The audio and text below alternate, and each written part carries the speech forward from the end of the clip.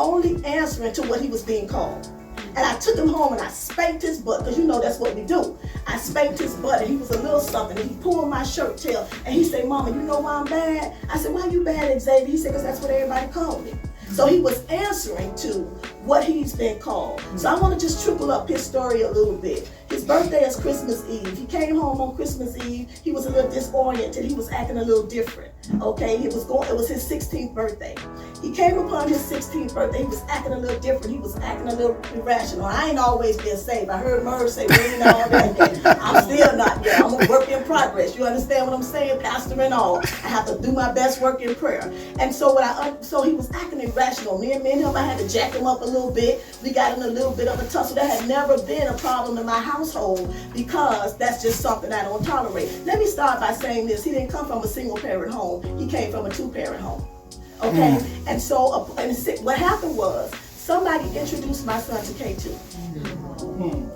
Introduced him to K2. He was a fabulous football player in school. He scored the highest on the AFCAT to get to the military, just like his sisters. He scored the highest in the school on the AFCAT.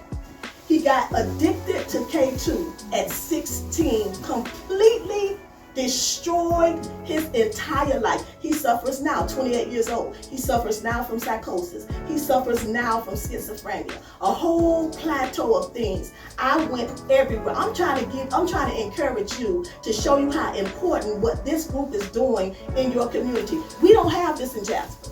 I'm a pastor. I went to pastors to come and talk to my son, to come and encourage my son. And that's not a demarcation on the church. It's just a demarcation on the people. That's right. Let's just get that straight. Yeah. Because we have the tendency to say, oh, the church hurt me. It wasn't the church, baby. It was the people. Okay? People hurt us in the grocery store. We still go. People hurt us on our jobs. We still go. People hurt us in our houses. We still stay home.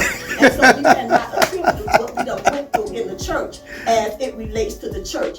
From 16 years old to this very day, my son is still struggling with addiction. I went to police officers and asked them to mentor my son, to no avail. I went to men in our community that I thought that was in positions that could mentor my son. To this day, nobody has come. Nobody has stepped up to the plate. I've sent him to other paths. I have laid hands prophetically, and anybody that knows me in Lake City and all the areas that I done spoke in, I have laid hands and prophesied to people and called demons with drugs in and out of them, and it came out, and they've been whole and well since then. And people ask me that, if you can do that for other people's children, why you can't do that for your own son? And I have to let people know, your son might have been my assignment, but my son might be for somebody else. This is why we need mentorship programs. Awesome. See, when I was growing up, we had villages. Amen. How many of us had villages? Yes, ma'am. Our villages have been replaced by Twitter, by Snapchat, by Instagram, by all of these things that have taken us away from being active in our children's life. I went everywhere. I fought for 7 years straight because the system told me, well, thank God that I had a friend that had a son who used to be a drum major at FAMU years ago.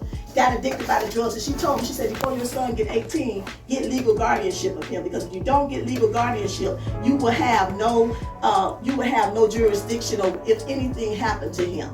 Okay, and so I got legal guardianship over him, so I'm able to make a lot of decisions for his life, which I do. But I want to just say all of that to say this.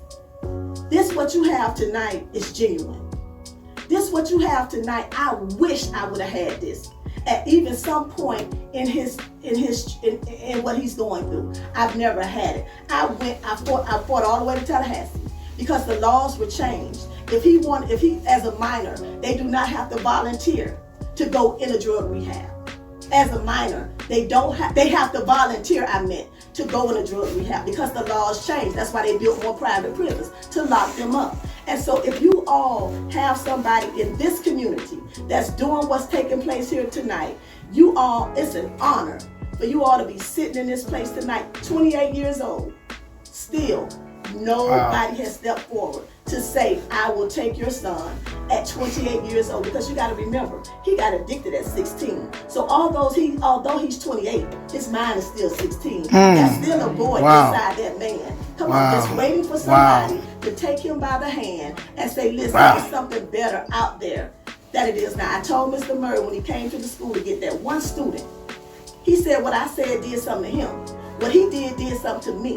Because he drove all the way to Jasper just for one person. If as a community and as parents, if we can just get one, if we could just get one, if we could just grab one person's daughter or I mentor all the time.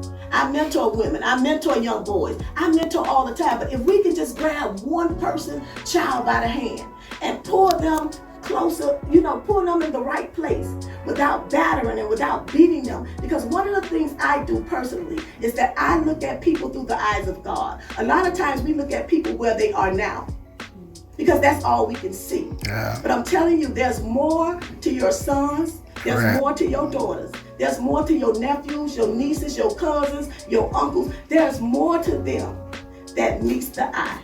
That is why we're in need of mentorship. Like I said, I'm gonna just drop it. I'm gonna just finish it right there. Because I'm trying to pack 12 years in the 15 minutes, and that's a hard thing to do. But you all ought to be thankful and just give God glory for what you have. I told Mr.